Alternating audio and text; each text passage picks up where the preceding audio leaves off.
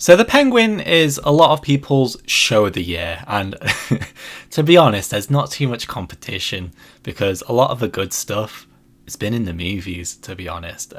Series haven't been as good this year in my opinion, but The Penguin, it brought the heat. If TV shows were burgers, The Penguin would be Burger King or something. But yeah, I really like this show. I think Colin Farrell, his performance is crazy. I actually do forget it's him in the role. I'm going to show a clip now of Colin Farrell as the Penguin speaking in his normal accent because it is the craziest thing I've ever seen, to be honest. It's mental. I've loved every minute of it, even when I wasn't loving it, and I just feel so grateful and humbled and blessed by being a part of this collective. But yeah, I really love The Penguin, and now that I've had a week or two to sit on it, I want to talk about it properly and not do a deep dive necessarily, but just sort of say what I liked about it. A few criticisms I had. I'll probably say this in the title, this is the best series ever. I don't think it's the best series ever. It's not the best superhero series ever. I've already said Daredevil, for me, is just a little bit better. But yeah, where do we go from here? Let's discuss it. I gotta say as well, the hallmark of any good show, the memes, and the memes have been absolutely popping off for this show. Salvatore Maroni calling the Penguin cooked has been rotting in my brain for weeks now. That is one of my favourite things to ever happen this year. You are cooked! Cooked, huh? That's funny.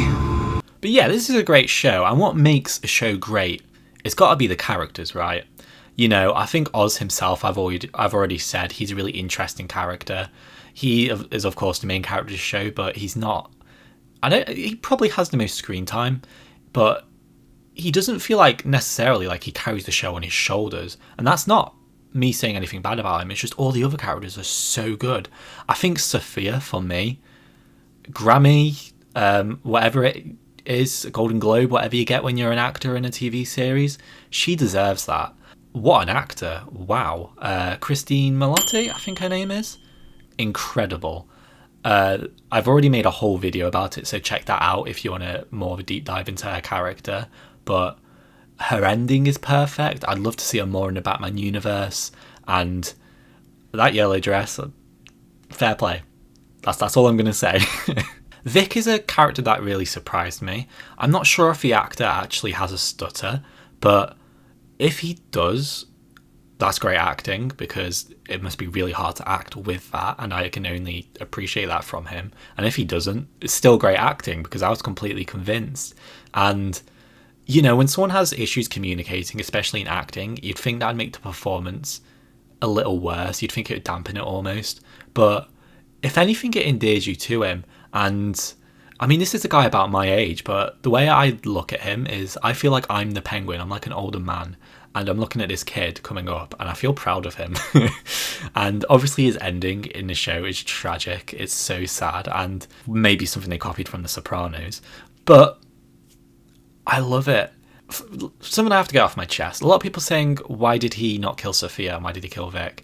He literally made a deal in the last episode, right? So you're just stupid if you think that. Okay, so I didn't explain that very well, but basically what I'm talking about is there is a scene in the finale where the Penguin is negotiating with some guy who works in the government, I think, and they make a deal that if he turns Sophia in, he'll get more power in the corporate world of Gotham, which is more legit, and he'll be able to mix with other people who are officially work in law and stuff. So yeah, that's my point. Although I've described it horribly even here, but you get me. Him killing Vic as well for his own character, Oz killing Vic, is so important, and it sets him up as the bad guy perfectly. And yeah, Vic, you have my heart. I'll always remember you. And I can't wait to see what roles he has in the future because the actor, he killed it. He was so good. I did like the side characters in the family, and especially Salvatore Maroni as well. The actor of Salvatore Maroni, I've spoken about him on this channel before. Obviously, he was in Dexter New Blood. I love him. For anyone who doesn't know, he was actually Mr. Krabs, which is a great fact. That's so cool. Hello! I like money! What inspired you to build a second Krusty Krab right next door to the original? Money! But I do have a slight criticism here. I wish I saw more of Salvatore. And I understood why they killed him. It'd be a bit confusing to have him, you know, in the universe because maybe they don't want to expand that much. But I think I would have liked him to have kept his character around. I didn't mind his death. I thought a heart attack was quite fitting for his character. But yeah, I'm a bit upset we didn't see more of Salvatore Moroni, but again, I can understand why. I don't know if I'm forgetting any characters, but if I am, leave a comment, let me know what you thought of them and who your favourite character in the show was. And also remember to like the video and subscribe if you enjoy it at any point, especially if you got this far. I'd really appreciate it.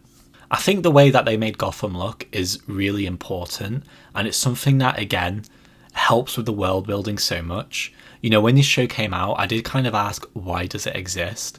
But now that it is out, it really adds to the Batman as a film, and you can kind of see Gotham is a bit of a shithole. You know, in the Dark Knight universe, or whatever you want to call it, in Christopher Nolan's movies, Gotham, you know, they show a bit of the underworld and definitely has crime, but it just looks like any city, really.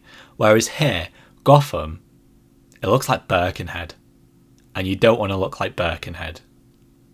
By the way, I'm basically risking my life saying that because I don't live too far away. So if I ever go there, please no one from Birkenhead find me, alright? We're cool. But yeah, the world building's incredible. And, you know, you get to see the flood from Vic's perspective. And these events that you get to see, they just add to your perception of the world, and they're so important. The plot is something I'm in two minds about.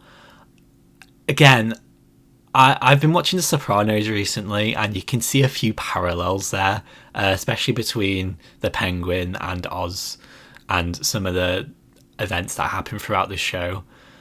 So, while I do like the plot, it does feel quite inspired. Which I understand, you know, it's an Italian gangster series. You're going to take inspiration from The Sopranos. But the plot itself, I don't necessarily have any problems with it.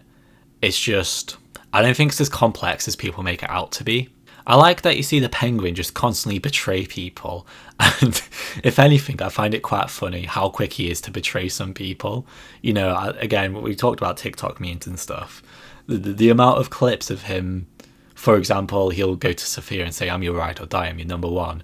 And then the second they're in trouble, he turns his back on her. It's pretty cool. You know, it's funny. I appreciate that. But it reminds me of Saul Goodman almost a little bit.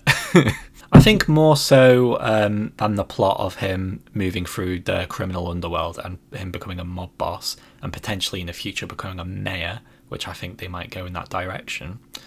I think more than that, this is more of a character-based story, kind of like the Batman was. And what we see is the Penguin's descent into, not madness, but I guess immorality. Which again, Sopranos, yes, but it's slightly different. We see he had a different relationship with his mother than Tony Soprano did. You know, Tony Soprano was never actually that close with his mother. What we see here is that the Penguin was actually really close with his mother. And if anything, he just wanted to impress her. And all this stuff he does now is because he wants to give his mother this fantasy life that she will never achieve. It's almost like the Don't Worry Darling film, which is a bad film, but I'm making a point, okay? It's almost like the Don't Worry Darling film where all these men get these women into this simulation because it's like this fantasy world for them where they're taking care of them. He wants to do that for his mother. He wants to take care of his mother. And all the stuff he does, all the immoral shit, is because of that. I mean, he kills his brother. And for me, this was an incredible reveal. I love that they went in this direction. And I was shocked when I found out about it because I did think maybe his brothers would be important. But him killing his own brothers in the sewers as well, which is important. People forgot that. The Penguin originates from the sewers, right? He killed his brother in the sewers, and that was the birth of the Penguin. You know, if anything, it's quite amazing that Colin Farrell managed to fit into this suit as a child. But yeah, the plot itself for me isn't that important. It's more about the Penguin as a character, and for the future, what I see is potentially him running for mayor. Maybe Bella Royale will be involved somehow. Perhaps she will be murdered. Maybe she'll do some good. I don't know. It'll be interesting to see. It's kind of hard to tell because we don't know the scope of how big this universe is going to be. The Matt Reeves verse, let's call it. I mean, we can assume there's going to be a trilogy of Batman films, but we don't know how many spin-offs are going to be. So how much development is there going to be for Colin Farrell's Penguin, and how much involvement is Colin Farrell going to want as the Penguin? Because he clearly loves playing the character, but, and I don't blame him for this, does he really want to put on the suit? Like, really? But yeah, I've heard he's going to be in the Batman Part 2. There are rumours of that, but he'll only be in a scene or maybe a few scenes. He could be a peripheral character. That's sort of what I see for him. I see him becoming a peripheral character. Again, Sophia Falcone, someone I'd love to see. This video's been a bit of a ramble. I haven't scripted or anything. I just want to talk about the show, so sorry about that.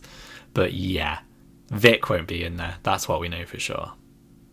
Anyway, if you have any thoughts of your own, leave a comment. I'll make sure to respond to every single one of them.